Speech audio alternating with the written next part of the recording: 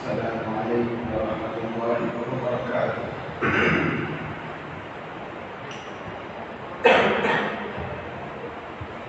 الحمد لله نحمده ونستعينه ونستغفره ونؤمن به ونتوكل عليه ونعوذ بالله من شرور أنفسنا ومن سيئات أعمالنا. من يهده الله فلا مضل له ومن يضلل فلا هادي له ونشهد أن لا إله إلا الله وحده لا شريك له ونشهد أن سيدنا ونبينا ومولانا محمدا عبده ورسوله. أما بعد فأعوذ بالله من الشيطان الرجيم. بسم الله الرحمن الرحيم. وعباد الرحمن الذين يمشون على الأرض هونا. قال النبي صلى الله عليه وسلم: من تواضع لله رفعه الله، أو كما قال عليه الصلاة والسلام.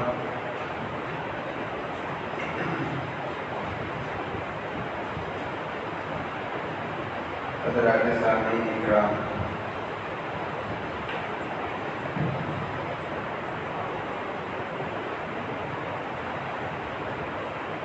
گزشتہ پوری گفتگو کا خلاصہ اور نچوڑ یہ ہے کہ انسان کے اندر تواضع ختم ہو کر کے عاجزی پیدا ہو جائے، جو کہ اللہ کے محبوب ترین بندوں کی ایک خاص صفت ہے، جس کو اللہ تبارک و تعالیٰ نے قرآن کریم کے اندر بیان فرمایا: الذین یمشون علی الارض ہونا.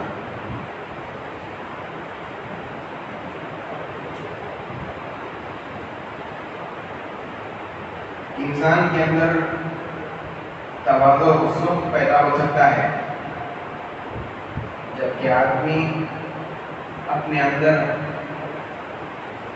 پیدا ہونے والے تکبر کو ختم کرے.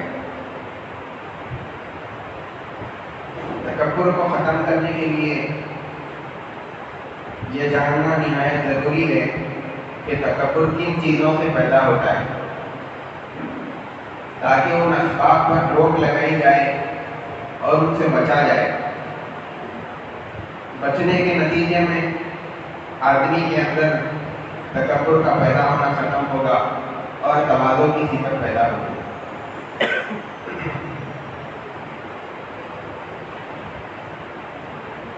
تکبر انسان کے اندر جن چیزوں سے پیدا ہوتا ہے وہ 5 چیزیں ہیں.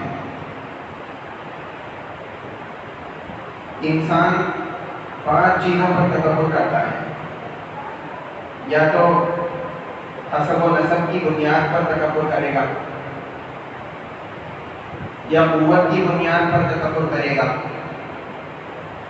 یا خوبصورتی حسن و جمالی کی بنیاد پر تکبر کرے گا، یا مال کی کثرت کی بنیاد پر تکبر کرے گا، یا پھر اس کے تعلق والے اور متبعین کی کثرت پر تکبر کرے گا.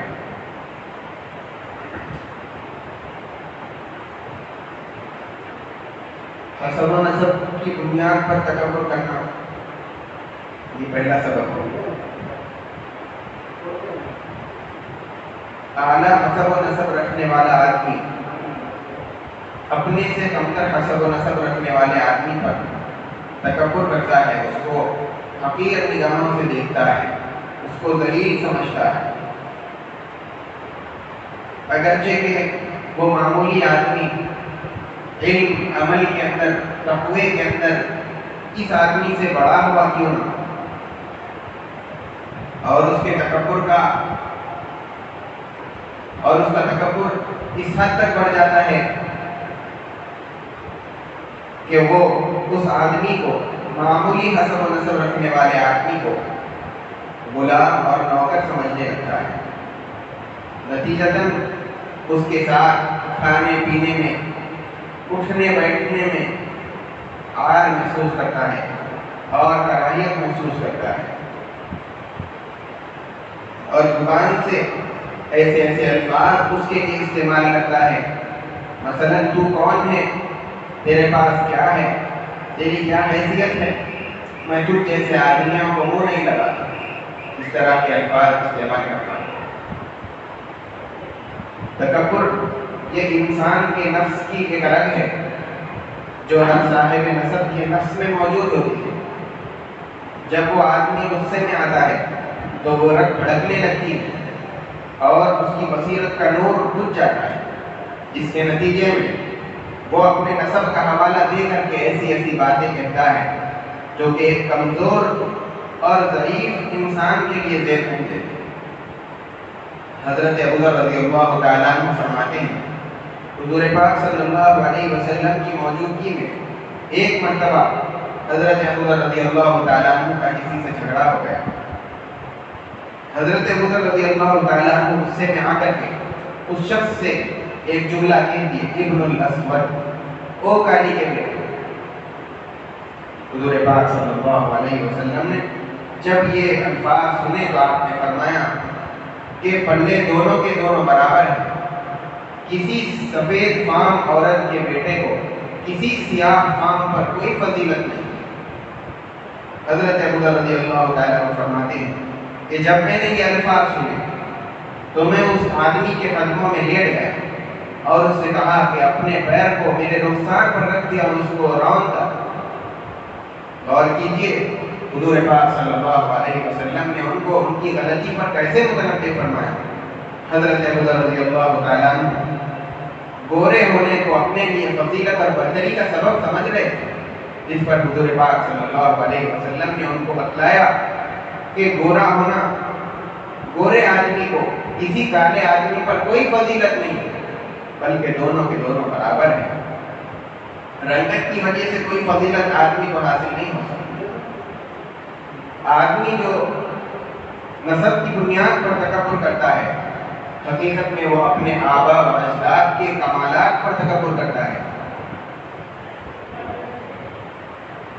اب وہ کمالات دو طرح کے ہو سکتے ہیں، یا تو ان کمالات کا تعلق دنیاوی ہوگا، یعنی وہ دنیاوی کمالات کے حامل تھے، یا پھر اس کے آبا و اجداد کے اندر جو کمالات تھے وہ دنیاوی کمالات تھے، دینی کمالات۔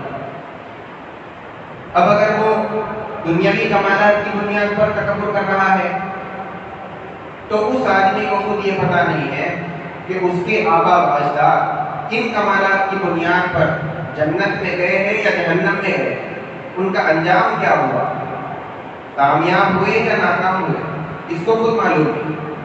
تو جب اس کو ان کا انجام نہیں معلوم تو پھر کس بنیاد پر یہ ان کمالات پر تکبر کر سکتا ہے؟ اور اگر اپنے آبا و اجداد کے دینی کمالات پر تکبر کر رہا ہے تو پھر غور کرنے کی بات یہ ہے کہ جب اس کے آبا و اجداد وہ تمام کمالات رکھتے ہوئے بھی، وہ تمام خوبیاں اپنے اندر رکھتے ہوئے بھی اپنی زندگی میں تکبر نہیں کرتے تھے تو پھر اس کو کیسے تکبر کرنے کا حق حاصل ہو گیا؟ الغرض میرے دوستوں، نسب کی بنیاد پر تکبر کرنا ایک بہت بڑا گناہ ہے اور اسی طریقے سے بہت بری بات ہے۔ اس کا علاج یہ ہے کہ آدمی دو چیزوں کو اپنے ذہن میں بٹھا لے۔ اگر آدمی دو چیزوں کو اچھی طریقے سے سمجھ جائے گا تو پھر وہ اس برائی سے، اس گناہ سے بچا رہے گا۔ پہلی بات تو یہ ہے کہ آدمی جو نسب کی بنیاد پر تکبر کرتا ہے وہ اپنے آبا و اجداد کے کمالات پر تکبر کرتا ہے۔ اب جو خرابیاں، جو کمیاں، کوتاہیاں اس آدمی کے اندر پائی جاتی ہیں، اپنے آبا و اجداد کے کمالات پر اگر تکبر کرے گا تو اس کے اندر جو کمیاں موجود ہیں وہ کیسے دور ہو سکتی ہیں؟ اس کے اندر جو خرابیاں موجود ہیں وہ کیسے دور ہو سکتی ہیں؟ وہ تو دور کی تو باقی رہے۔ ایک بات یہ۔ دوسری بات، آدمی اپنے آبا و اجداد کے حقیقی تعارف کو حاصل کرے، یعنی ان کا حقیقی نسب کیا ہے اس بات کو جانے۔ ایک آدمی ہوتا ہے، اس کے اندر دو نسبتیں، ایک ہے نسبت قریبی اور ایک ہے نسبت بعیدی۔ ایک آدمی ہے مثلا زید، اور اس کے باپ کا نام ہے عمر، تو اس اعتبار سے اگر دیکھا جائے گا تو نسبت قریبی کے اعتبار سے زید کا باپ ہوا عمر، اور نسبت بعیدی کا مطلب یہ ہے کہ تمام انسانوں کے جو باپ اور جو سردار ہے وہ حضرت آدم علیہ السلام۔ تو نسبت بعیدی کے اعتبار سے بھی اور نسبت قریبی کے اعتبار سے بھی ہم دونوں اعتبار سے جب ہم دیکھیں گے کہ ان دونوں کی تخلیق کیسے ہوئی ہے، اس کے بعد ہم نتیجہ نکالیں۔ حضرت آدم علیہ السلام کی جو تخلیق ہوئی، اللہ تبارک و تعالیٰ فرماتے ہیں الذی احسن کل شیء خلقہ وبدأ خلق الانسان من طین۔ انسان کو اللہ تبارک و تعالیٰ نے مٹی سے بنایا، وہ مٹی جو پیروں کے نیچے روندی جاتی ہے، اللہ تبارک و تعالیٰ نے اس مٹی سے ایک خمیر تیار کیا جس کے اندر سیاہی اور ایک بدبو پیدا ہو گئی، پھر اس کے بعد اس مٹی سے انسان کو تیار کیا گیا، اور جو اشیاء کے اندر ذلیل ترین شمار کی جاتی ہے، ایسی چیز سے اللہ تبارک و تعالیٰ نے انسان کو بنایا۔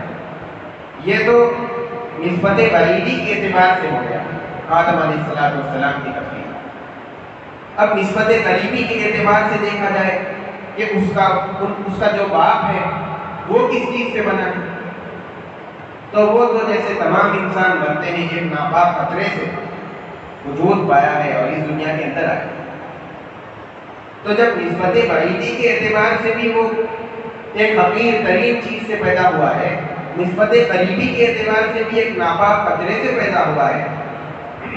انسان کی جو تخلیق ہے وہ دو چیزوں سے، مٹی سے اور اس قطرے سے۔ جب دونوں کی دونوں چیزیں حقیر اور کمتر ہے، تو جب کمتر چیز سے پیدا ہوا ہے تو پھر تکبر کا حق کیسے حاصل ہو گیا؟ جب آدمی ان دو باتوں کو اپنے ذہن کے اندر بٹھائے گا تو پھر وہ نسب کی بنیاد پر کبھی تکبر نہیں کر سکتا، بلکہ جب یہ بات اپنے ذہن میں بٹھائے گا تو نسب کی بنیاد پر تکبر کرنے سے دور بھاگے گا۔ ایسے شخص کی مثال اس شخص کی ہے کہ جو یہ کہتا ہے کہ میں سید ہوں، اس وجہ سے کہتا ہے کہ اس کے باپ نے اس کو بتلایا ہے کہ ہم لوگ سید ہیں، ہمارا حضور علیہ السلام کے خاندان سے تعلق ہے، اور اس کو اس بات پر فخر بھی ہے، اس بنیاد پر تکبر بھی کرتا ہے کہ میں اونچے خاندان سے تعلق رکھتا ہوں۔ لیکن علاقے کے چند لوگ جو دیندار تھے، سچے لوگ تھے، ان لوگوں نے اکٹھا ہو کر کے اس کو بتلایا کہ تم سید نہیں ہو، تمہارے باپ دادا ان کا تعلق سید خاندان سے نہیں ہے، بلکہ تم لوگ تو چمار بھنگی لوگ جو گندگی صاف کرتے ہو، غلاظت اٹھاتے ہو، وہ خاندان سے تمہارا تعلق ہے۔ اور پھر اس پر دلائل بھی پیش کر دیے، دلیلوں کے ذریعے سے ثابت کر دیا، جس کی بنیاد پر اس آدمی کو یقین بھی ہو گیا کہ ہاں بھائی ہم سید نہیں ہیں، ہمارا تعلق تو چمار اور بھنگی خاندان سے۔ تو جب آدمی کو اس بات کا یقین ہو گیا تو اس کا تکبر جیسے ختم ہو جائے گا، اور جیسے فخر کرتا تھا وہ سب فخر ایک دم بالکل یہاں مٹ جائے گا، اور خود اپنے آپ کو ذلیل سمجھنے لگے گا اور اپنے آبا و اجداد کو حقیر اور ذلیل سمجھنے لگے گا۔ اسی طریقے سے آدمی جب ان دو باتوں کو اچھی طریقے سے اپنے ذہن میں بٹھائے تو پھر نسب کی بنیاد پر کبھی تکبر نہیں کر سکتا۔ دوسرا جو سبب ہے تکبر کے پیدا ہونے کا وہ خوبصورتی۔ جو خوبصورت آدمی ہوتا ہے اس کو جمال میں دوسروں سے بڑا ہوا ہوتا ہے، وہ بدصورت آدمی پر یا معمولی صورت والے آدمی پر تکبر کرتا ہے۔ اما جان عائشہ رضی اللہ تعالیٰ عنہا فرماتی ہیں حضور پاک صلی اللہ علیہ وسلم کے پاس ایک مرتبہ ایک خاتون تشریف لائے، جو بھی پوچھنا تھا پوچھا اور چلی گئی۔ جانے کے بعد حضرت عائشہ رضی اللہ تعالیٰ عنہ نے فرمایا کہ وہ کتنی مسخر عورت تھی، اپنے ہاتھ سے اشارہ کر کے بتلایا۔ حضور پاک صلی اللہ علیہ وسلم نے بتلایا کہ تم نے اس عورت کی غیبت کی ہے۔ حضرت عائشہ رضی اللہ تعالیٰ عنہ اپنے لمبے قد والے ہونے کو پسند کر رہی تھی، اسی وجہ سے تو ان کے پس قد ہونے کو اس طریقے سے بتلایا۔ تو حضور صلی اللہ علیہ وسلم نے ان کو متنبہ کر دیا کہ یہ بھی کبر خفی ہے، ایک چھپا ہوا تکبر ہے، اور اس پر متنبہ کیا کہ تم نے اس عورت کی غیبت کر دی۔ اس کا علاج یہ ہے، حسن کے ذریعے سے جو لوگ تکبر کرتے ہیں اس کو اپنے اندر سے نکالنے کے لیے علاج یہ ہے کہ آدمی اپنے باطن پر نظر رکھے، جانوروں کی طرح اپنے ظاہر پر نظر نہ رکھے کہ میں خوبصورت ہوں، میں پہلوان ہوں اور ایسا ہوں فلاں ہوں، بلکہ جس آدمی کی اپنے باطن پر، اپنے اندرون پر نظر ہوتی ہے، اپنے اندر جو خرابیاں، جو کمیاں، وہ ساری کی ساری اس کے سامنے ہوتی ہے، جو کہ اس کے ظاہر کو داغدار کرنے والی ہوتی ہے۔ آدمی کے اندر، آدمی کے جسم کے اندر ساری کی ساری نجاستیں بھری ہوئی، انسان کا بدن نجاستوں سے پر ہے۔ پیٹ کے اندر گندگی، مثانے کے اندر پیشاب، منہ کے اندر تھوک، ناک کے اندر رینٹ اور کان کے اندر میل، سر کے اندر کیڑے، اسی طریقے سے رگوں کے اندر خون اور چمڑے کے اندر پیپ، اسی طریقے سے بہت ساری خرابیاں انسان کے اندر ہیں۔ تو ان ساری نجاستوں کے رکھتے ہوئے انسان کیسے تکبر کر سکتا ہے؟ جب آدمی یہ سب چیزیں اپنے سامنے رکھے گا تو پھر وہ کبھی بھی حسن کی بنیاد پر تکبر نہیں کر سکتا۔ یہ دو اسباب تھے جس پر انسان تکبر کرتا ہے، اور تین اسباب، ایک تو قوت کی بنیاد پر تکبر کرنا، اور ایک ہے مال کی کثرت کی بنیاد پر تکبر کرنا، اور ایک ہے اپنے لوگوں کی کثرت کی بنیاد پر، متبعین کی بنیاد پر، جس کو آج کے زمانے میں فین فالوئنگ بھی کہا جاتا ہے، اس بنیاد پر تکبر کرنا۔ یہ تین اسباب انشاءاللہ آئندہ جمعہ کے اندر بیان کریں گے، ابھی وقت پورا ہو چکا۔ بہرحال ہم اپنے کوشش کریں کہ جس اسباب سے بھی، جن سبب سے بھی ہمارے اندر تکبر پیدا ہو رہا ہو، اس کو اپنے اندر سے نکالنے کی، اس کے علاج کو اختیار کرتے ہوئے اپنے اندر تواضع پیدا کرنے کی کوشش کریں۔ اللہ تبارک و تعالیٰ سے دعا ہے کہ ہم تمام کو تکبر سے بچائے، تواضع کی محدود ترین صفت اپنے اندر پیدا کرنے کی کوشش کرنے کی توفیق عطا فرمائے، دین پر استقامت اور شریعت کا پابند بنائے۔ اللہ تبارک و تعالیٰ ہماری دعاؤں کو قبول فرمائے۔ وآخر دعوانا الحمد للہ رب العالمین۔